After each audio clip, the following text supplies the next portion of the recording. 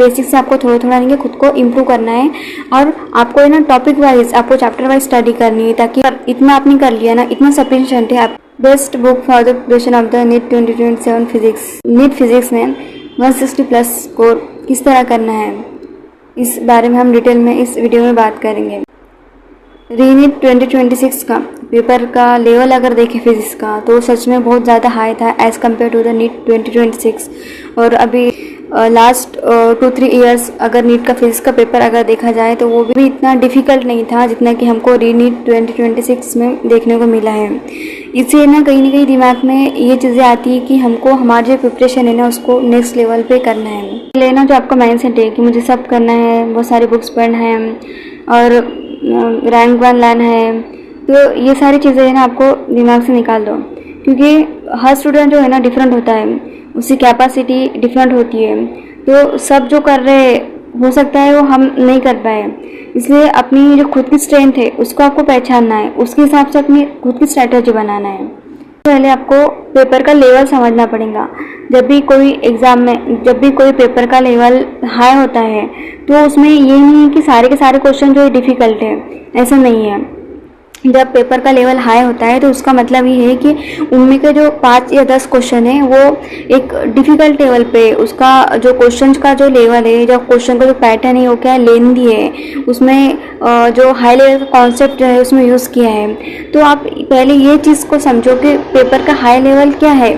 वो 5 या 10 क्वेश्चन जो है वो हाई लेवल के हैं, जिसकी वजह से पेपर का जो लेवल है वो बढ़ रहा है। तो 35 to 40 क्वेश्चन जो होते हैं वो इजी होते हैं, मॉडरेट लेवल के होते हैं और जिसे हम अटेम्प्ट कर सकते हैं।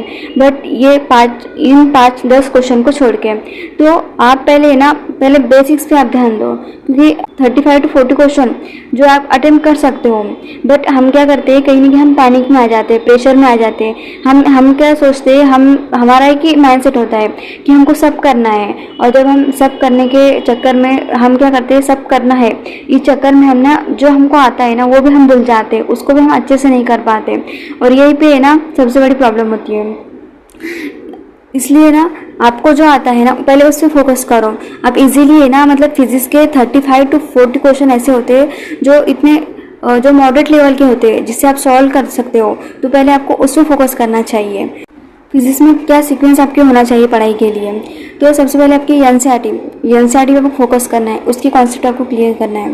देखो आप लेक्चर जहाँ से भी कर रहे हो, ऑफलाइन कर रहे हो, ऑनलाइन कर रहे हो, आपको लेक्चर को अच्छे से करना है, कॉन्सेप्ट को अच्छे से समझना है। और उस टाइम पे आपको फिजिक्स कहीं से भी आप पढ़ सकते हो। यूट्यूब पर आपको फ्री बहुत सारे टीचर जो है आपको मिल जाएंगे पढ़ाने के लिए, और जो बहुत अच्छा भी पढ़ाते हैं। जैसे कि एग्जाम्पल अगर देखिए फिजिक्स वाला, उनके जो टीचर हैं बहुत अच्छे होते हैं, और वो जो भी कॉन्सेप्ट है बहुत अच्छा पढ़ाते हैं, और साथ में कॉन्सेप्ट के साथ में वो हर टॉपिक के ना 20 या 30 क्वेश्चन प्रैक्टिस भी यहाँ पे करा देते हैं। आपको फ्री में यूट्यूब पर उनके लेक्चर आपको मिल जाएंगे, तो आप वहाँ से भी पढ़ सकते हो, या फिर आप जहाँ से भी आप पढ़ रहे हो तो आप वहाँ से पढ़ सकते हैं। ठीक है, तो आपको क्या करना है, पहले स्टेप आपको जो भी लेक्चर है उसको अच्छे से पढ़ो, कॉन्सेप्ट समझ करो, जो भी आपकी क्लास में आपकी प्रैक्टिस करा रहे हैं वो आपको अच्छे से करनी है। ठीक है, अब यहाँ पे बच्चे क्या करते हैं कि बेसिक कॉन्सेप्ट पढ़ लेते हैं, थ्योरी पढ़ लेते हैं और डायरेक्ट जंप करते हैं, like DC Pandey, SC Verma. ये ना उनकी सबसे बड़ी गलती होती है, क्योंकि आप अपना जो बेसिक्स है, आप कुछ फाउंडेशन है, उसको आप स्ट्रॉन्ग नहीं कर रहे हो। ये आपको बिल्कुल भी नहीं करना है। ठीक है, आप जब आपने लेक्चर किया, अपने क्लास में आपके क्वेश्चन से बेसिक प्रैक्टिस कर ली, उसके बाद आपको क्या करना है, जो फिजिक्स की एनसीईआरटी है, जिसमें एनसीईआरटी एग्जाम्पलर आपको जो क्वेश्चन दिए है, अब उसकी प्रैक्टिस आपको करनी है, उसको बिल्कुल भी छोड़ना नहीं है। ठीक है, नीट की PIQ ना उसको सॉल्व करो, उसको एनालाइज करो। तो जब हम इतना करने के बाद में ना हमको एक चीज़ क्लियर होती है कि उस चैप्टर के कौन से ऐसे टॉपिक है जो मोस्ट इंपॉर्टेंट है, जिससे ज़्यादा क्वेश्चन जो है रिपीट हो रहे हैं। आपको इस चीज़ पे ध्यान देना है, क्योंकि क्या होता है, सिलेबस है तो कोई भी एग्ज़ाम की अगर बात करें तो उसमें क्या होता है कि जो सिलेबस 20 या 30% जो सिलेबस होता है उसमें से ही 80% चीज़ें जो रिपीट होती है, वही 80% चीज़ें ही जो हमारे एग्ज़ाम में आती है। तो आपको ये चीज़ आपको ध्यान रखनी है, आपको सब करने के चक्कर में नहीं पढ़ना है, सब करना है इसके पीछे मत भागो। आपको ये चीज़ समझ आ गई कि नीट के कौन से टॉपिक है जिनसे ज़्यादा क्वेश्चन रिपीट हो रहे हैं। अब आपका बेसिक क्लियर होगा, आपको समझ में आ गया इस टाइप के क्वेश्चन इसमें बनते हैं। तो आपको जब अपनी प्रैक्टिस हाई लेवल पे करनी है तो उसके बाद आप क्या करो, JEE मेंस के क्वेश्चन सॉल्व सॉल्व करो, जे एडवांस से क्वेश्चन सॉल्व करो, इतना करना है। और आप क्या करते हो, ये जो एससी वर्मा है ना, उसकी भी आप क्या करो, जो टॉपिक वाइज जो मोस्ट इंपॉर्टेंट टॉपिक है, आप उन टॉपिक की प्रैक्टिस एससी वर्मा से कर सकते हो।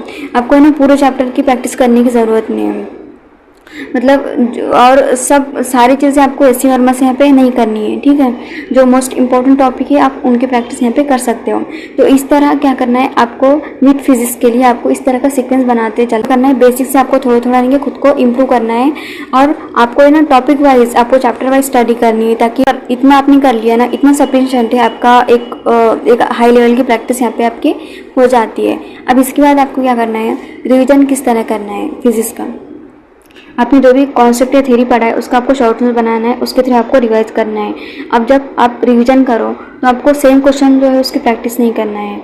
आपका जो भी क्लासेस हैं, आपको जो भी मॉड्यूल या असाइनमेंट मिलते हैं ना, आप उससे प्रैक्टिस करो, ताकि आपके रिवीजन भी यहाँ पे अच्छे से हो जाएंगे। अब फिजिक्स में 160 प्लस बैठे तो आपको नहीं मिलने वाले, तो सबसे क्या ज़रूरी है, देखो सबसे पहले आपको डिसिप्लिन होना चाहिए।